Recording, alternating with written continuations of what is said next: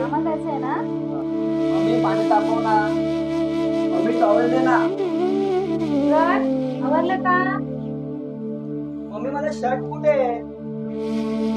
Mummy नाश्ता दे ना, कामाला लेट होतोय. मम्मी सॉक्स दे ना.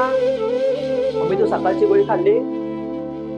मम्मी चल, मी जातो कामाला. सूरज, जाताना बोलत मला येतो म्हणायचं, हे घे डबा. आता कोणाचा फोन आला? मम्मी. हॅलो मम्मी, मी पोचलो कामावर. Yes, Mr. Bhaskar. By the month of December, I think we are supposed to do that. Yeah. Just 1 second, hold on. I have got an emergency call. 1 second. हा mummy, अगं मी कामात आहे, तुला सांगितलं ना. हो मी खातो. नाही अजून जेवलो नाही, जेवून घेतो, तू जेव. मम्मी मी आलो कामावर. कुठे? मम्मी एक ग्लास पाणी दे ना. मम्मी मी फ्रेश होऊन घेतो, देवपूजा करतो, मग मला जेवायला वाढ.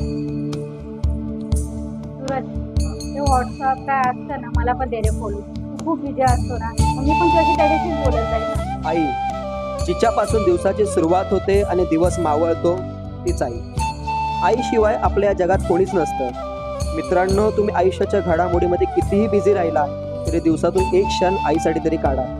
कारण की एकदा काही संपत्ती आयुष्यातून निघून गेली, तुम्ही कितीही धनवान राहिला तरी तुम्ही भिकारीच राहता.